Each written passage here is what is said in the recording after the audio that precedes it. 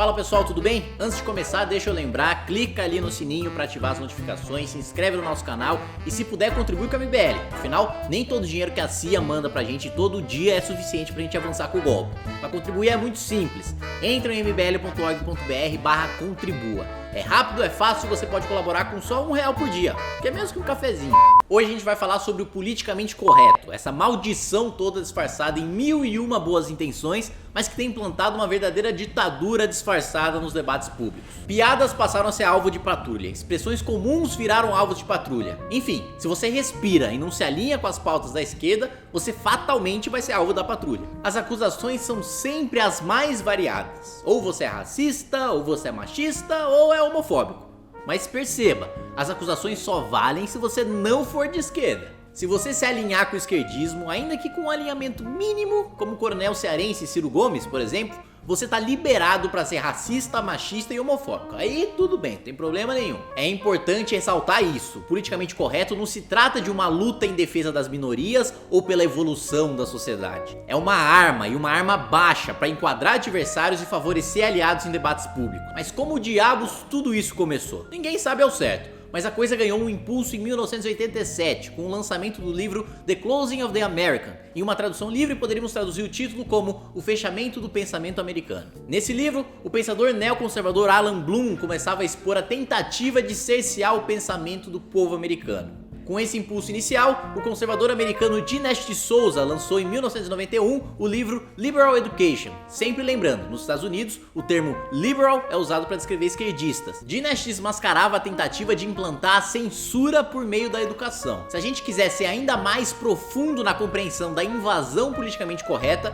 a gente pode retornar nos anos 30, quando o pensador esquerdista Martin Heidegger dava início à assim chamada Escola de Frankfurt na Alemanha. Heidegger, vale registrar, foi reitor em uma universidade nazista e deixou um pupilo que migraria para a América e faria o tema avançar muito, o pensador Herbert Marcuse. A escola de Frankfurt praticava basicamente um revisionismo no marxismo original. Para Marx, a revolução viria através de uma transformação das condições da infraestrutura econômica. Para a escola de Frankfurt, dava para fazer a revolução mesmo sem nenhuma transformação de base na economia. Bastava alterar o pensamento da elite intelectual da sociedade. Marcuse foi além. Dizia que o proletariado tradicional, definido por Marx, os trabalhadores da indústria, haviam se corrompido com os benefícios que tinham conquistado no marco do capitalismo. Por isso, o proletariado não faria mais revolução nenhuma. O negócio seria apelar para setores marginalizados da sociedade, incluindo bandidos perigosos. Estes seriam os verdadeiros revolucionários da sociedade moderna. Um fato é indiscutível: o capitalismo melhorou a vida das pessoas consistentemente e sem parar nos últimos 3 séculos pelo menos. Mas tem um outro lado que o capitalismo não abarca: o bem-estar emocional das pessoas. Sendo assim, tornou-se cada vez mais comum a imersão de um novo tipo de revolucionário. Membros das classes média e média alta, dispondo de alguma espécie de complexo de culpa e que passam a culpar o sistema por seu mal-estar psíquico. É aí que o politicamente correto ganha um impulso fortíssimo.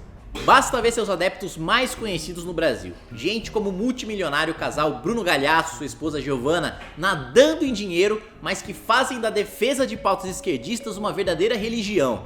Chega até a ser engraçado. Galhaço foi desmoralizado recentemente com postagens antigas que poderiam ser interpretadas como machistas e homofóbicas. O curioso é que Galhaço só foi desmascarado porque defendeu uma patrulha de opiniões contra dissidentes que faria inveja à Gestapo e às SS nazistas.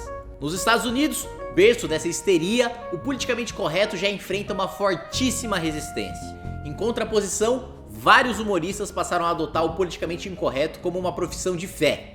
Lógico que não é o ideal. Muitas vezes, sob o pretexto de combater a censura esquerdista, estes assim chamados politicamente incorretos acabam tentando justificar comportamentos realmente machistas, homofóbicos e até mesmo racistas. Acontece que essa antítese só surgiu pelo notório exagero dos politicamente corretos na tentativa de impor à sociedade uma pauta artificial e sem sentido. Até mesmo os pensadores ultra-esquerdistas já começaram a reagir contra o politicamente correto. Um dos mais conhecidos é o filósofo esloveno Slavoj Žižek. Žižek tem argumentado que a insistência nessas pautas tem isolado a esquerda da sua base mais tradicional, os trabalhadores, empurrando eles para o colo da direita conservadora. O fato é que a crítica de Zizek faz sentido. Na última eleição presidencial dos Estados Unidos, Donald Trump venceu nos estados industrializados do assim chamado Cinturão da Ferrugem. Era uma região em que nem Ronald Reagan havia conseguido vencer em sua histórica vitória de 1984. No Brasil, a pauta politicamente correta encontra eco principalmente na Rede Globo e no PSOL, mas enfrenta a mesma resistência no povo de verdade que essa gente pretende representar. Mesmo assim, a gente não pode baixar a guarda. Essa gente não demonstra respeito nem pela infância. É só olhar para os materiais didáticos, por assim dizer, que empurram goela abaixo de crianças de 5, 6, 7 anos de idade. Material com sexualidade forçada, defendendo a ruptura de valores tradicionais, atacando a família, defendendo bandidos e criticando a polícia. O politicamente correto é um cavalo de Troia tosco, mas ainda assim absolutamente perigoso. Derrotá-lo é apenas o início da construção do país decente e próspero com o qual todos nós sonhamos.